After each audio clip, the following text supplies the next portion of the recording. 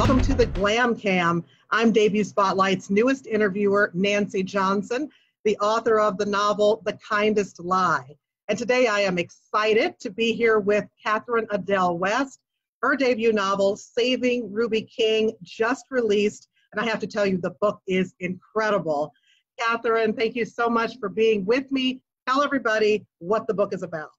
Thank you so much for having me, Nancy. Saving Ruby King is about the lengths one friend will go to when a murder upends their tight-knit community. It's a book about love and loss, redemption, all happening on the south side of Chicago in an African-American neighborhood. Yeah, now you and I are both from the south side of Chicago, and we know there are a lot of misconceptions about the south side and about the Black people who live on the south side.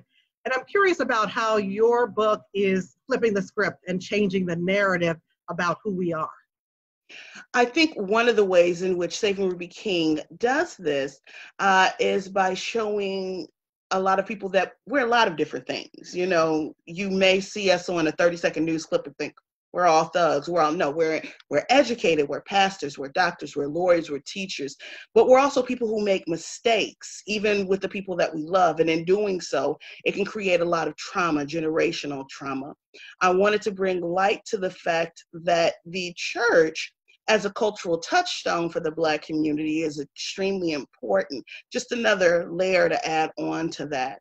And I also wanted to bring to fruition just the strength and the dedication of Black female friendships in particular. I felt that was very important.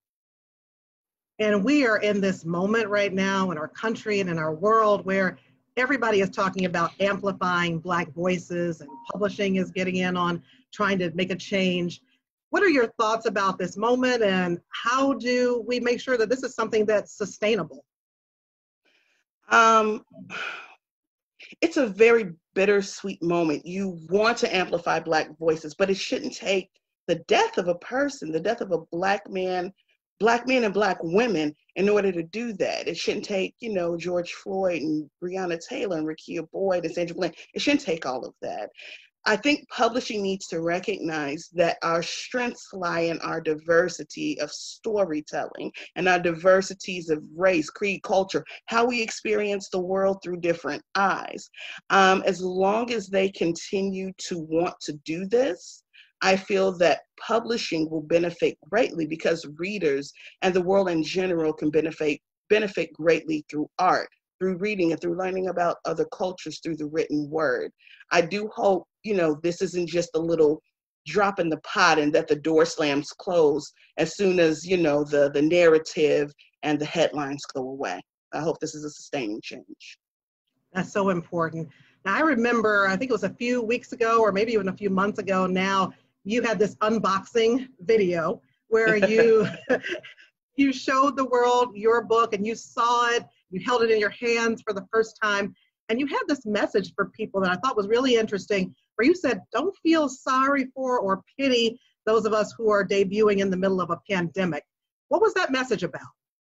That message was really for a lot of my writing friends, my other debut 2020 sisters and brothers, who got a lot of messaging with, I'm so sorry. Oh, this must be awful. This must be. No, it isn't, because we created something, and regardless of the time in which it's set forth, it's still a beautiful thing that's happening. I think we needed to be reminded of that, because, we were getting so many messages of condolence, of pity, of, oh, this must suck. And it's like, no, it doesn't. We're happy. This is a book. We wrote it. It's out in the world. It's just, there's so much that goes into it. It's impossible to not want to shout to the world, to be happy about it, regardless of the situation or circumstance that we're going through at the moment. And the pandemic is horrible. Please don't get me wrong. What's going on with the civil unrest is bad, but the way that we get to amplify and lift our voices in order to try to soothe some of that unrest, to bring down some of that, is, I think, the best thing we can do. And I just wanted to voice that to, everybody who was debuting this year.